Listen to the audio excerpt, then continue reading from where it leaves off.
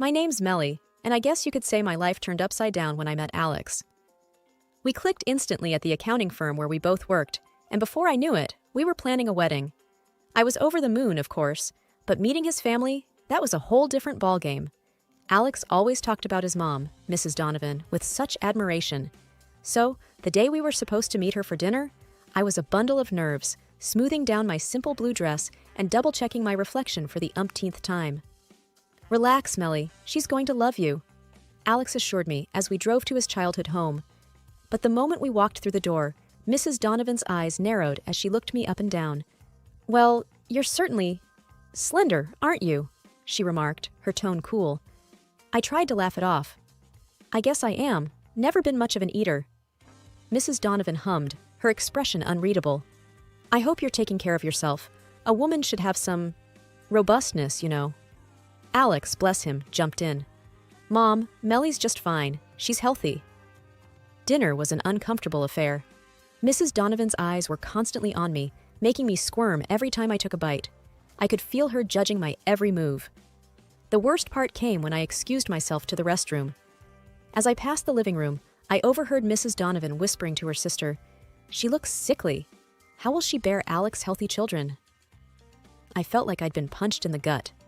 The rest of the evening was a blur. I barely touched my food and struggled to keep a smile plastered on my face. On the drive back, I was quiet, the words echoing in my mind. Alex noticed. Hey, you okay? You've been quiet since dinner. I sighed. It's nothing. Just tired, I guess. But inside, I was reeling. Mrs. Donovan's words had cut deeper than I wanted to admit. I wondered if this was just the beginning of a long road of judgment and disapproval. Little did I know, it was only the tip of the iceberg. As the days turned into weeks, the dinners at Mrs. Donovan's became a regular ordeal. Each invitation felt like a summons, each meal a trial. Alex, ever the optimist, kept reassuring me that things would get better, but they only seemed to worsen. One particular evening stands out in my memory. We arrived at Mrs. Donovan's to find an even more extravagant spread than usual. The dining table was overflowing with dishes, rich gravies, fatty roasts, and sides heavy with butter and cream. As soon as we sat down, Mrs. Donovan was on the offensive. Melly, you look even thinner than last time. You really should eat more, she said, piling my plate high with food. I tried to protest. Oh, Mrs. Donovan, this is too much. I really can't. Nonsense, she cut me off.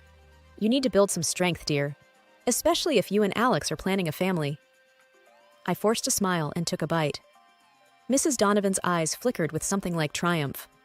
I glanced at Alex, hoping for some support, but he just shrugged apologetically. I felt my stomach knot up, not just from the rich food, but from the undercurrent of criticism in her words. Dinner progressed with painful slowness. Mrs. Donovan kept pushing more food my way, commenting on every bite I took, or didn't take. You know, Melly, a good wife should know how to cook hearty meals. It's important for a family. I felt a sting at her words.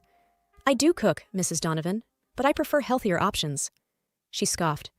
Healthy is fine, but this, she gestured at my barely touched plate, is just pickiness. You're setting a bad example. By the end of the meal, I was both nauseous and seething with anger. The drive home was tense. I couldn't hold back anymore. Alex, your mom's comments are really hurtful. It's like she's constantly judging me. Alex was silent for a moment before responding. I know, Melly. I'll talk to her, okay? I'm sure she doesn't mean it the way it sounds. But a part of me doubted that anything would change. Mrs. Donovan had made her feelings clear, and no amount of talking seemed to soften her stance. Each subsequent dinner only reinforced my feelings of inadequacy. Mrs. Donovan's remarks became more pointed, her scrutiny more intense. Melly, are you avoiding my food deliberately? You barely eat anything I make. I tried to explain. It's not that, Mrs. Donovan. Your food is very rich, and it doesn't always agree with me. She tutted disapprovingly. A little discomfort is nothing. You need to eat more, put on some weight. It's not healthy to be so thin. Her words echoed in my head long after each dinner, amplifying my insecurities and doubts. The thought of facing another meal at her house filled me with dread. My relationship with Alex was strong, but the shadow of his mother's disapproval loomed over us, a constant, unsettling presence.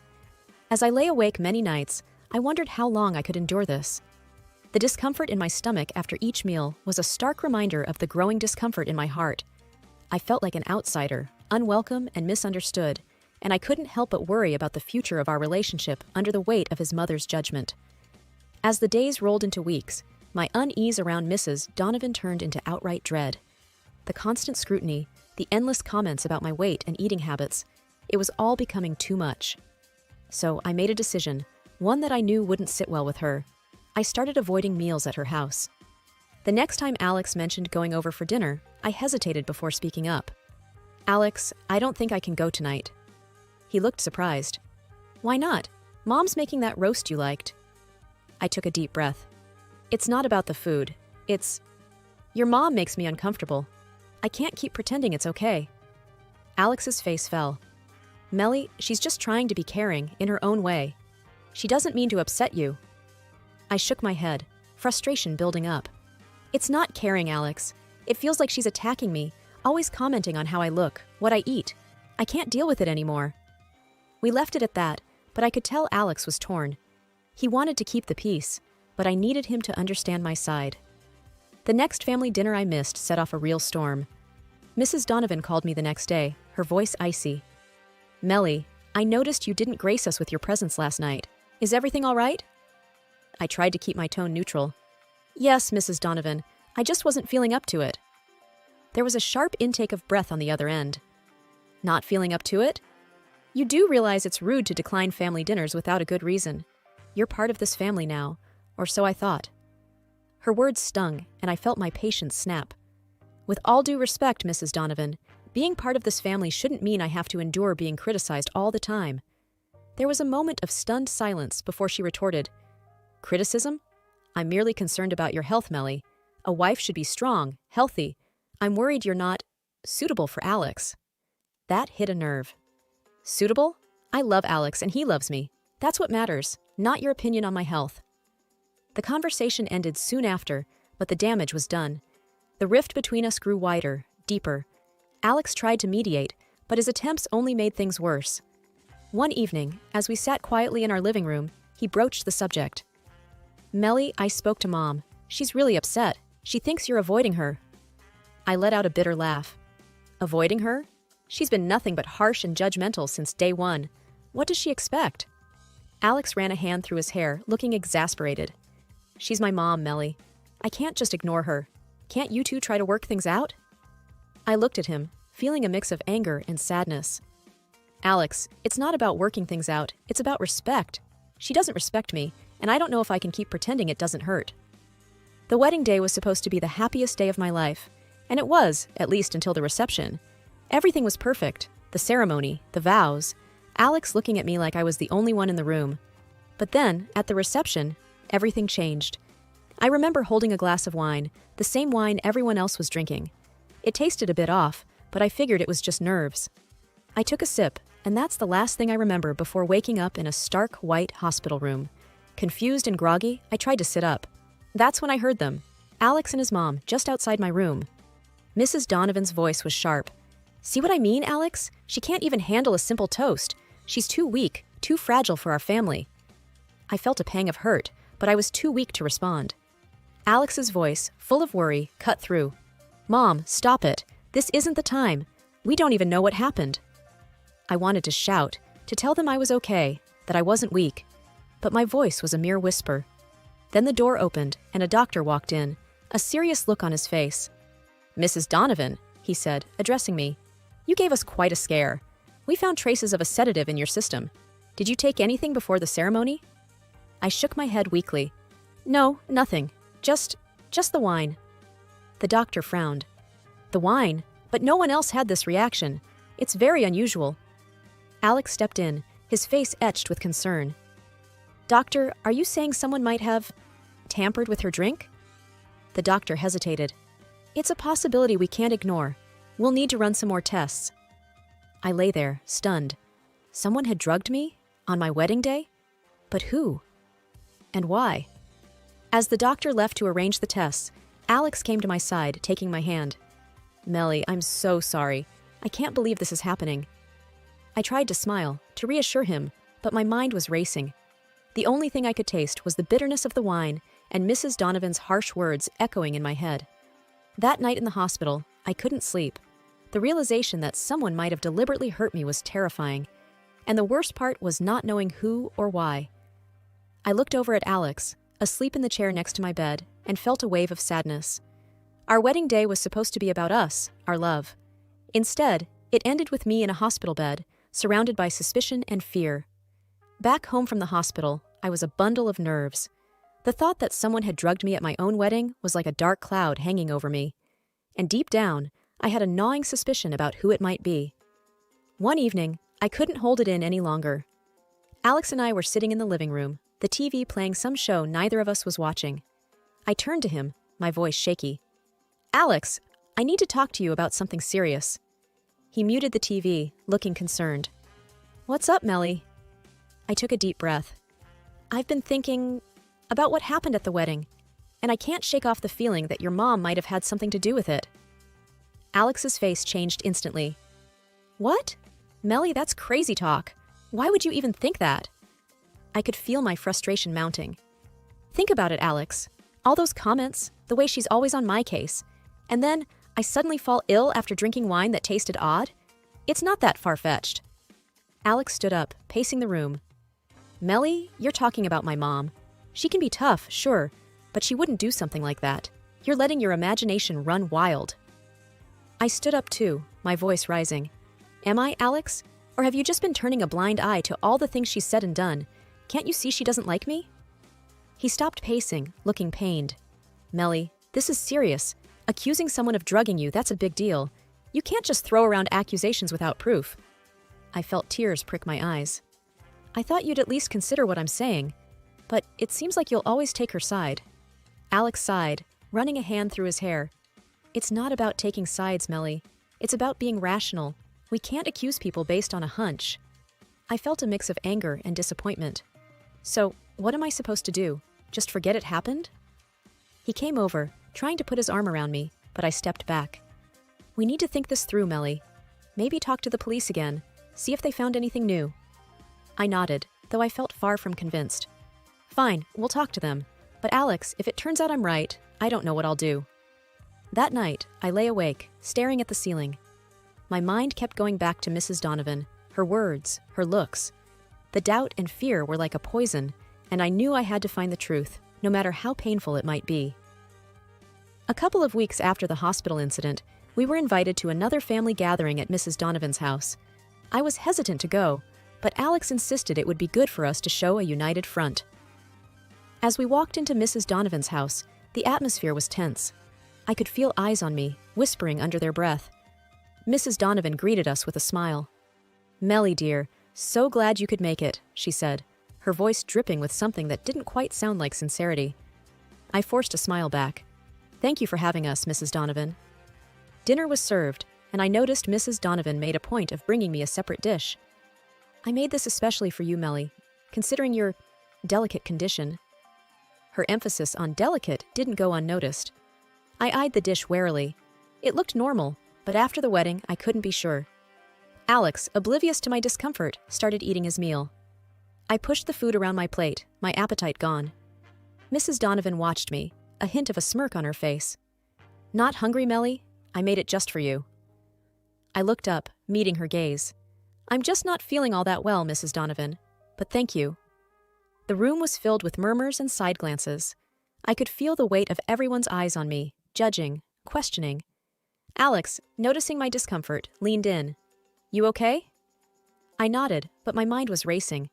What if she had done something to the food again? I couldn't take any chances.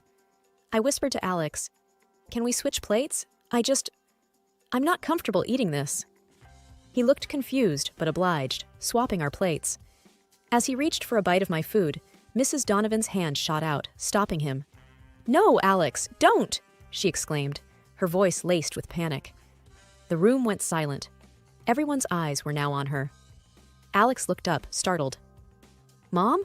What's wrong?" Mrs. Donovan's face had lost all color. She stammered, looking for an excuse. It's just... That dish is specially made for Melly. It's not to everyone's taste." I stared at her, my suspicions growing stronger.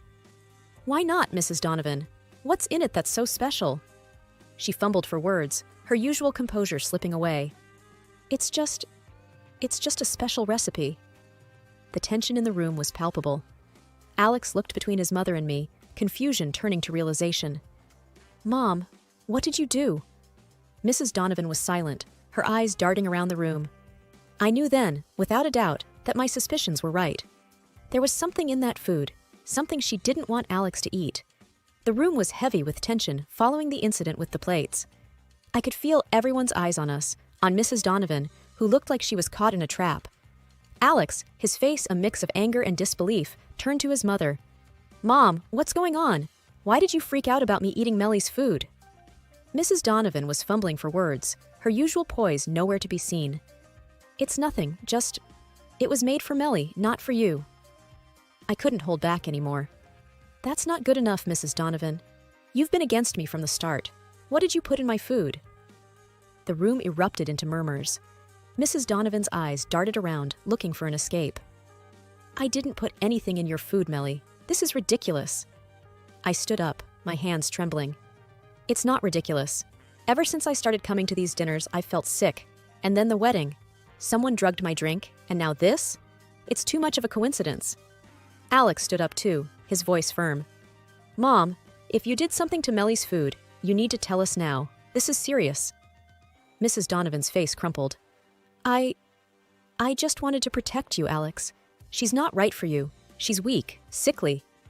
I felt a surge of anger. Protect him? By making me sick? By drugging me? The guests were now openly staring, the air thick with accusation and shock. Alex's uncle, who had been silent until now, spoke up. "This is a serious accusation, Melly. Do you have any proof?" I pointed to my plate. "I'm calling the police, and they will give the food prepared by Mrs. Donovan for examination." And then Mrs. Donovan burst into tears. "I just wanted the best for my son. I thought if she was out of the picture, he'd find someone better, someone healthier." The confession hung in the air, heavy and damning. Alex looked at his mother, his expression one of utter betrayal. "You did this to Melly? My wife?" I felt a mix of relief and despair. Relief that the truth was out, but despair at the cost. My relationship with Alex, our place in his family, everything was in shambles. The rest of the evening was a haze. There were arguments, people taking sides, some in disbelief, others in anger. Alex and I left early, the weight of what had happened bearing down on us. As we drove home, neither of us spoke. The silence was oppressive, filled with unasked questions and unspoken fears. What did this mean for us? For our future? The woman who was supposed to be my family had betrayed me in the worst way, and the fallout was something neither Alex nor I were prepared to handle. That night, as I lay in bed, the events of the evening replayed in my mind. Mrs. Donovan's confession, the look of shock on Alex's face, the whispers of the guests. The confrontation had brought the truth to light, but it had also opened a wound that I wasn't sure could ever fully heal. One evening, as Alex and I sat together, the silence between us felt particularly profound. Breaking the stillness, I turned to Alex. "We need to talk about what's next, about the police." He looked at me, his expression solemn yet supportive. "I've been thinking about that too. It's your decision, Melly. I'll back you up, whatever you choose." I mulled over the thought, feeling the weight of the decision on my shoulders. It's just, going to the police feels like opening a Pandora's box. It's not just about exposing what happened, it's about airing family issues in public. He nodded, understandingly. "I know it's hard, but remember, you're the one who's been wronged. If you want to pursue this legally, I'm with you." After a pause, I let out a deep breath. "No, I don't think I want to go down that road, but there's something else I've decided." I hesitated, gathering my courage. "I can't see your mother again, Alex. After everything, I can't." Alex's reaction was quiet, contemplative. "I understand. And honestly, I feel the same. After what she did, I can't just carry on as if nothing's happened. I won't see her either." His words were a relief, a validation of my feelings. "It's going to be hard, Alex. She's your mother." He squeezed my hand, firm and reassuring. "I know, but what she did, it's unforgivable. Our relationship, our marriage, comes first." In the days that followed, we both stood by our decision. It was a difficult period, adjusting to this new reality where Mrs. Donovan was no longer a part of our lives. There were moments of doubt, of questioning whether we were too harsh, but we supported each other through them. We started focusing more on ourselves, on rebuilding and strengthening our bond. We made plans for the future, small things to look forward to, like weekend getaways and quiet evenings together. As we moved forward, I realized that this ordeal, as painful as it was, had brought us closer. We had faced a challenge together, one that tested the very foundation of our relationship and had come out stronger.